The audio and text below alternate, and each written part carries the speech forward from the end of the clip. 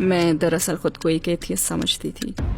اصلا مجھے کوئی بھی پریشانی آتی تب میں خدا سے رجوع کر لیتی تھی. مجھے یاد ایک دن مجھے فون کال آئی. کسی نے مجھ سے کہا تمہیں اپنے والد کے فلیٹ میں جانا ہوگا. میں نے فلیٹ میں جانے کی کوشش کی لیکن انہوں نے مجھے روک دیا. معذرت. انہوں نے چاقو نکال لیا اور پھر لڑائی شروع ہو گئی. ان لوگوں نے ان کے بازو میں چاقو مارا, 3 یا 4 مرتبہ ٹانگ میں کھونپا اور پھر ان کے دل میں کھونپا. انہیں 8 مرتبہ چاقو کھونپا گیا. میں اس رات گھر گئی اور زارو قطار رونے لگی. میری برداشت جواب دے چکی تھی اور مجھے اپنے دماغ میں انکل کی وہ آواز سنائی دی کہ میں نے بس اللہ سے بات شروع کر دی. مجھے نہیں معلوم تھا کہ اللہ کون ہے, لیکن مجھے یہ بات کہنا یاد ہے کہ اللہ بس اس درد کو ختم کر دیں. اس دن میرے اندر کچھ بدل گیا. مجھے یاد ہے کہ پھر میں چپ ہو گئی تھی. مجھے محسوس ہوا جیسے اللہ مجھ سے کہہ رہا ہے فکر مت کرو, میں ہوں نا. سسٹر عائشہ مرسیڈیز, ٹورڈز ایٹرنیٹی میں ہم آپ کو اپنے ساتھ دیکھ کر بہت خوش ہیں. میرا پہلا سوال یہ ہے کہ عائشہ مرسیڈیز کون ہے؟ کیا آپ ہمیں اپنی زندگی کے متعلق مختصراً بتا سکتی ہیں؟ وعلیکم السلام ورحمۃ اللہ وبرکاتہ. مجھے بلانے کے لیے جزاک اللہ خیر. یہاں آ کر مجھے بہت خوشی ہوئی ہے. میں لندن میں پیدا ہوئی اور وہیں پلی بڑی اور 12 سال کی عمر میں ایسیکس آ گئی. میں مکس نسل سے ہوں, آدھی جمیکن اور آدھی انگریز. میرا ننیال کچھ کیتھولک تھا مگر میرے گھر میں کوئی بھی مذہب کو فالو نہیں کرتا تھا. خدا کے ہونے پر شاید میرا یقین تو تھا مگر کوئی خاص مذہب نہیں تھا. جب کچھ بڑی ہوئی تو مجھے ایک کرسچن کی شناخت دی گئی مگر مجھے لگتا تھا کہ میں ایک ایتھیسٹ ہوں. پھر 13 سال پہلے میں نے اسلام قبول کر لیا اور تب سے میں کمیونٹی ورک, رضاکارانہ کام, ٹیلی ویژن پریزنٹنگ اور پوڈ کاسٹنگ کر رہی ہوں. ایمان کے لحاظ سے آپ کی زندگی کیسی تھی؟ کیا آپ اپنے مذہبی بیک گراؤنڈ کے متعلق بتا سکتی ہیں؟ مجھے مذہب کا پتہ تھا مگر میرے اپنے گھر میں اس پر عمل نہیں تھا. میرے والد کا مذہب کی طرف کوئی رجحان نہیں تھا مگر میری نانی کے گھر میں حضرت مریم علیہ السلام کے مجسمے تھے اور کبھی کبھار تو وہ مذہبی الفاظ جیسے مریم یا عیسیٰ علیہ السلام استعمال کرتی تھی. میں دراصل خود کو ایک ایتھیسٹ سمجھتی تھی. مثلا مجھ پر کوئی بھی پریشانی آتی تب میں خدا سے رجوع کر لیتی تھی, لیکن خدا کے ساتھ میرا کوئی خاص کنیکشن نہیں تھا. خدا پر میرا حقیقی ایمان نہیں تھا. جیسے ہمیں سے بہت سے لوگ ہوتے ہیں شاید مشکل حالات میں خدا سے رجوع کرتے ہیں. مثلا اے خدا اگر آپ سن رہے ہیں تو پلیز مجھے اس مشکل سے باہر نکال دیں. تو میرا خدا کے ساتھ اسی طرح کا تعلق تھا, اس کے علاوہ اور کوئی کنیکشن نہیں تھا.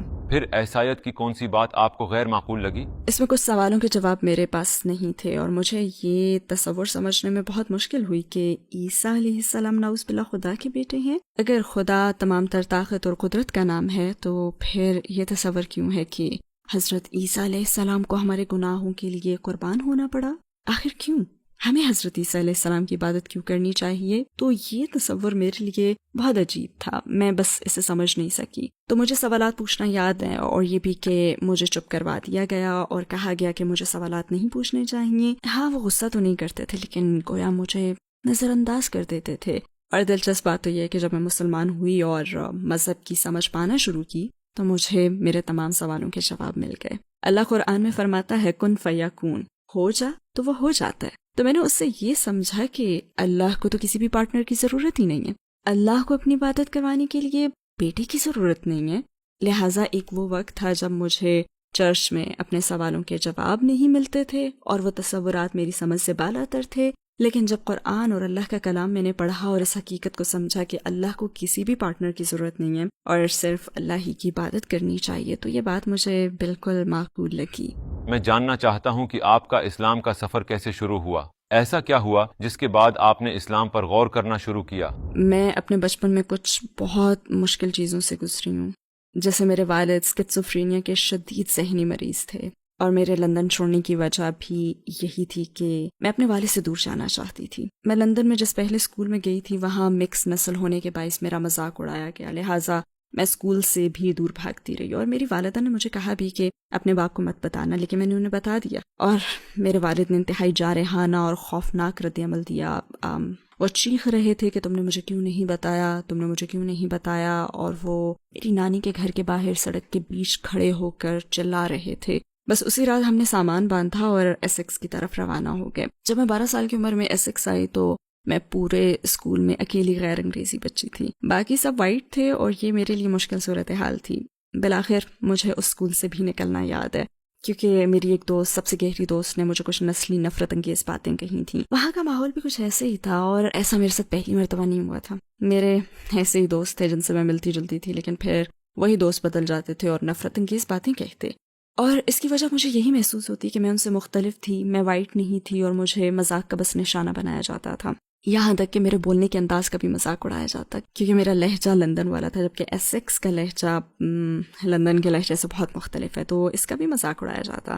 اور مجھ پہ یہ شدید احساس پیدا ہو گیا کہ میں تو دوسرے لوگوں کے لیے اجنبی ہوں. تقریباً 15 سال کی عمر سے ہی مجھے احساس ہونے لگا کہ میں سڑکوں پر پھرنے والے بے گھر بچوں میں سے ایک ہوں. مجھے محسوس ہوا کہ میں تو انہی میں گھل مل سکتی ہوں. بے گھر بچوں میں سے بہت سے بچے تھے جو ماں باپ کی علیحدگی اور دیگر مسائل میں پلے بڑے تھے. اور پھر میری زندگی میں وہ وقت بھی آیا جب میں شدت کے ساتھ وائٹ بننا چاہتی تھی. تب تک میری عمر شاید 20 سال ہو چکی تھی. میں پہلے بے گھری کے احساس اور اپنی شناخت کے بے پناہ مسائل سے گزر چکی تھی، اور مجھے خودکشی کے خیالات آتے تھے. بہت زیادہ غور اور سوچ بچار کرتی تھی میں، لیکن اس وقت اپنے ان عوامل کو میں بالکل سمجھ نہیں پائی تھی. تو آپ نے ان مشکلات پر کیسے قابو پایا اور اسلام آپ کی زندگی میں کیسے آیا؟ میں بس اسی طرح جیتی رہی، اور کسی حد تک اپنی زندگی کے اس مرحلے پر میں نے قابو پا لیا. شاید آپ کو یقین نہ آئے، مجھے ریپ میوزک کمیونٹی میں تھوڑی بہت دلچسپی تھی.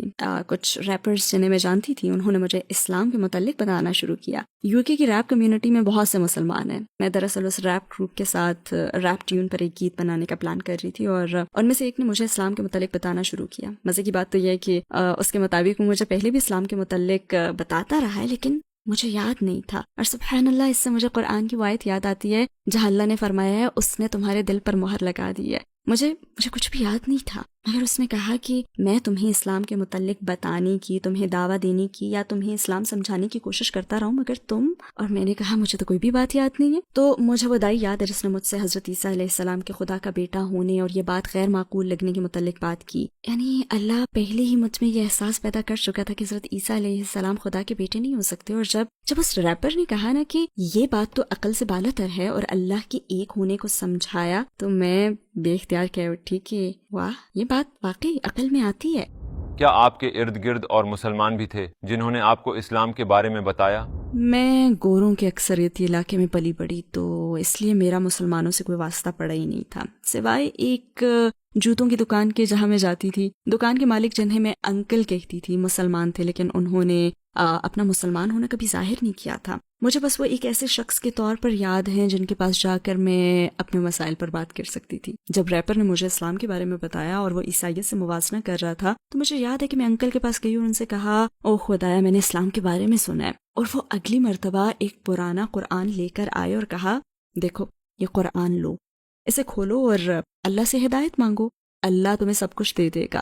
میں وہ قرآن لے کر گھر آ گئی اور اسے ایک طرف رکھ دیا. میں بس اسی طرح جیتی رہی، یعنی باہر جانا، پارٹی کرنا اور اپنی زندگی میں مگن رہنا.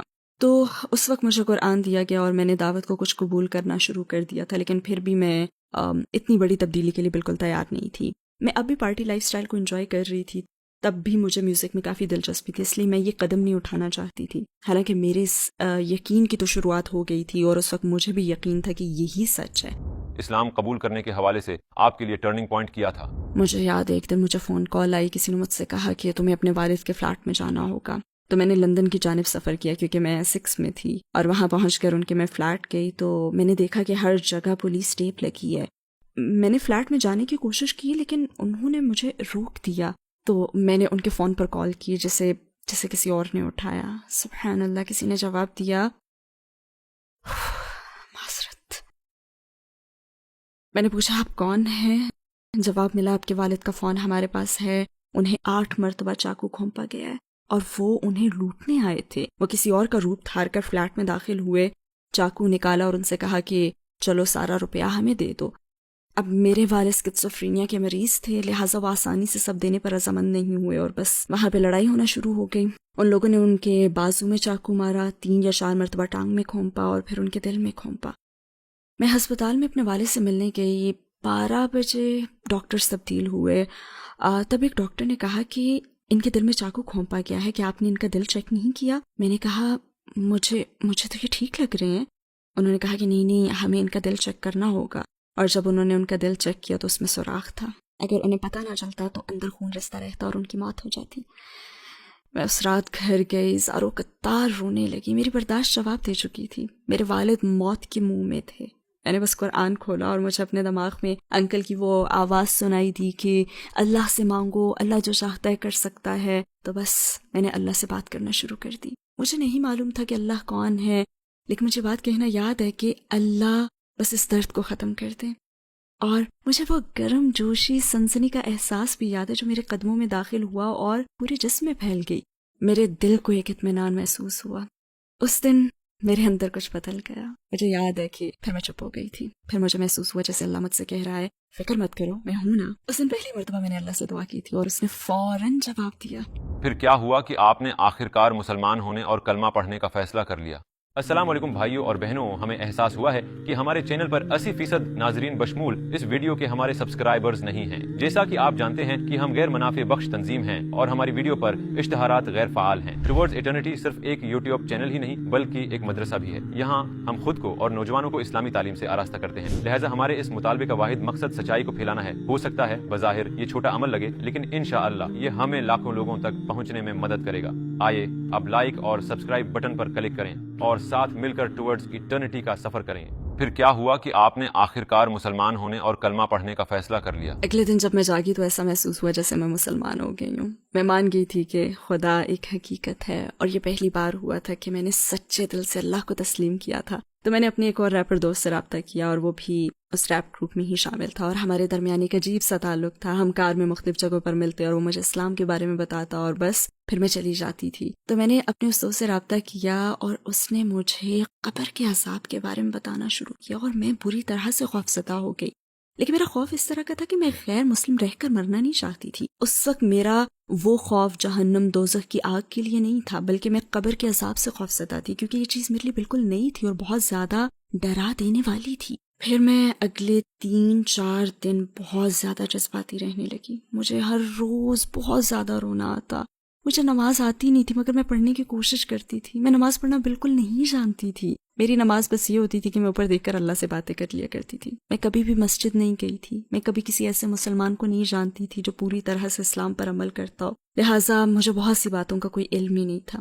مجھے یاد ہے ایک دن میں اپنے دوست سے ملی، اس نے کہا میں تمہیں کچھ دکھانے کے لیے ایسٹ لندن لے جانا چاہتا ہوں۔ تو ہم گاڑی میں ایسیکس سے ایسٹ لندن گئے، شاید ہم گرین اسٹریٹ گئے تھے جہاں بہت سے حجاب اور عبایا بیچنے والے تھے۔ مجھے یاد ہے کہ اس نے میرے لیے ایک پول اوور حجاب خریدا۔ یہ بالکل ایک جراب کی طرح ہوتا ہے لیکن زیادہ کھلا، اسے بس کھینچ کر پہن لیا جاتا ہے۔ میں دکان میں گئی اور اسے پہن کر دیکھا اور اسے پہن کر نکلی اور کار میں بیٹھی، آئینے میں دیکھا اور بول اٹھی کہ واو یہ تو الگ سی چیز ہے، یہ مختلف ہے۔ مجھے محسوس ہوا کہ میں واقعی مسلمان ہونا چاہتی ہوں۔ حقیقی طور پر مجھے ایسے ہی محسوس ہوا۔ جب ہم الفرڈ کے راستے دوبارہ ایسکس آ رہے تھے تو وہ بھائی ایک جگہ رک کر کہنے لگا کہ مجھے نماز پڑھنی ہے۔ پھر وہ نماز پڑھنے چلا گیا اور میں نے باہر ہی بس تھوڑی سی دعا مانگی۔ میں نے اللہ سے دعا کی اور کہا پلیز مجھے مسلمان کر دیں۔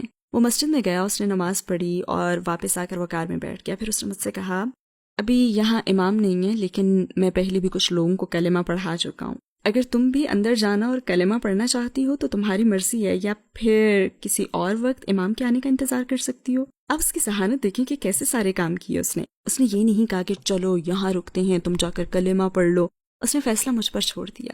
وہ مجھے حجاب خریدنے کے لیے لے گیا، مجھے بتائے بغیر کہ یہ کیا ہو رہا ہے، مجھے میری مرضی سے حجاب پسند کروایا، مجھے کار میں بٹھایا اور مسجد کے باہر رک کر مجھے سوچنے کا موقع دیا۔ تب میں نے فوراً کہا کہ ہاں میں اندر جانا اور مسلمان ہونا چاہتی ہوں۔ پھر ہم مسجد کے اندر گئے جہاں پہلی چیز میرے ذہن میں یہ آئی کہ کرسیاں کہاں ہیں، مگر اندر جاتے ہی سب مجھے دیکھنے لگے کیونکہ اس جرابی حجاب کے باوجود میں نے کافی تنگ کپڑے پہنے ہوئے تھے، اور میں حیران تھی کہ دوسرے لوگ ہمارے پیچھے کیوں آ رہے ہیں۔ میں سمجھ نہیں سکی اور سوچنے لگی کہ یہ ہو کیا رہا ہے، ان کا یہاں کیا کام ہے۔ کسی نے مجھے نہیں بتایا کہ مجھے گواہوں کی بھی ضرورت ہے، تو میں بس جا کر فرش پر بیٹھ گئی اور دوبارہ سوچنے لگی کہ ہم فرش پر کیوں بیٹھے ہیں۔ ہم سب ایک دائرے میں بیٹھ گئے اور پھر ایک بھائی نے مجھ سے مذہب کے بارے میں تھوڑی بہت بات کرنا شروع کی اور پوچھا کہ کیا میں پیغمبر صلی اللہ علیہ وسلم کو مانتی ہوں اور کیا میں اللہ کو مانتی ہوں، اور یہ کہنے پر یہاں آنے پر کسی نے مجبور تو نہیں کیا۔ ظاہر ہے میں نے کہا کہ میں ایمان رکھتی ہوں اور کسی نے مجھے مجبور نہیں کیا، اور پھر سبحان اللہ میں نے کلمہ پڑھا، میرے دوست نے مجھے کلمہ پڑھایا۔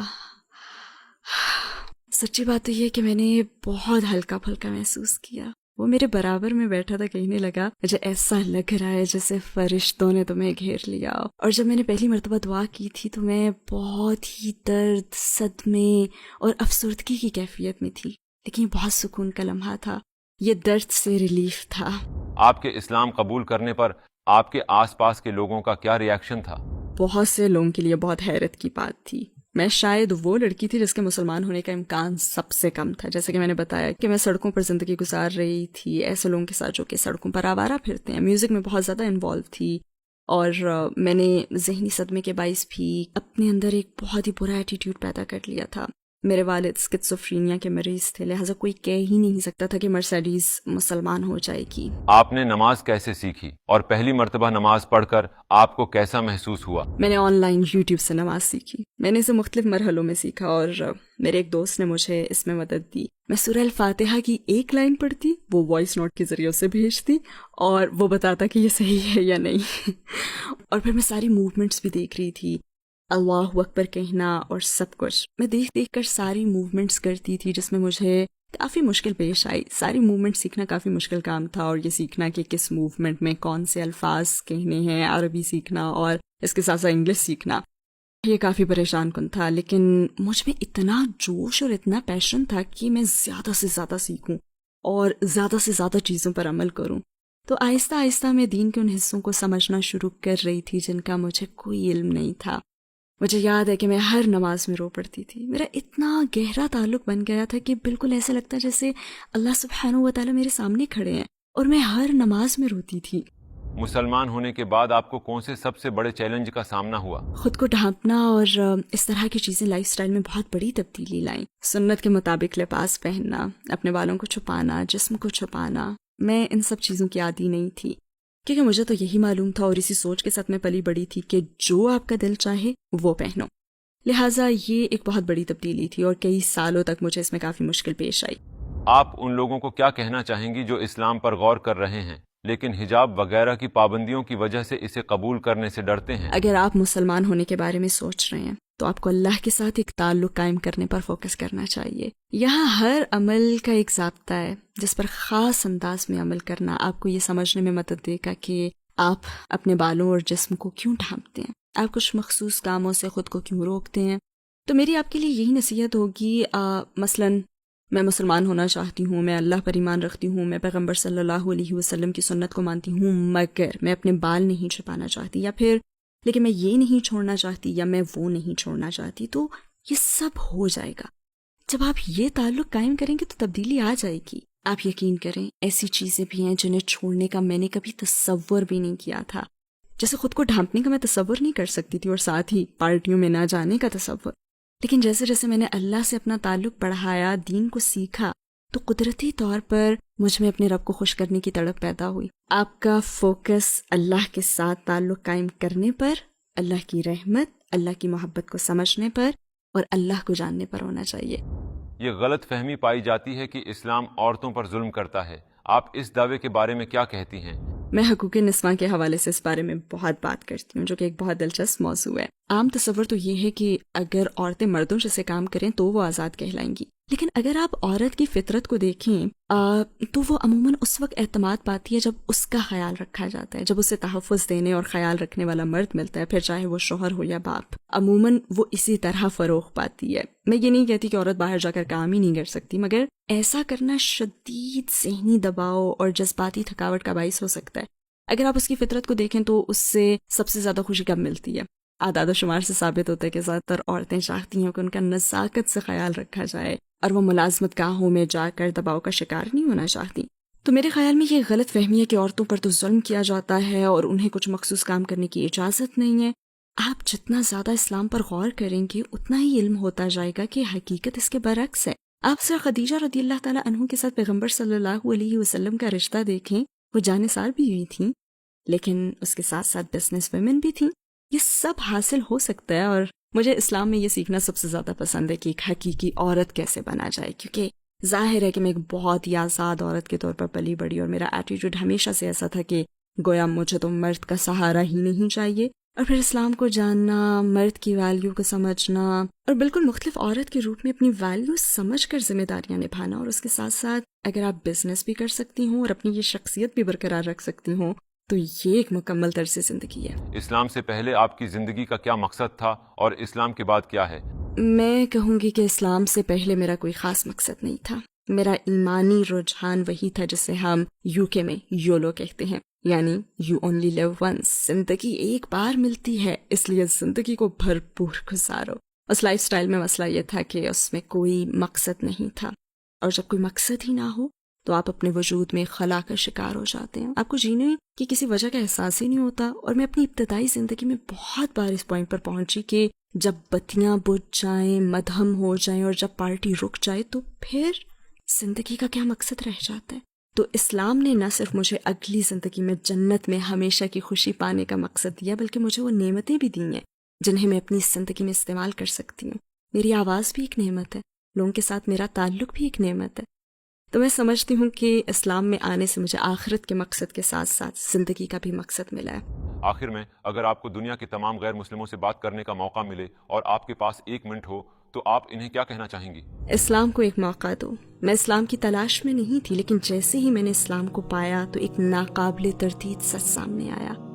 جتنا میں نے اسلام کو جانا ہے، حقیقی اسلام کو، میڈیا میں تو بہت کچھ کہا جاتا ہے، بہت سی بری چیزوں کی کوریج کی جاتی ہے کہ اسلام کیا ہے یا مسلمان کیا ہے۔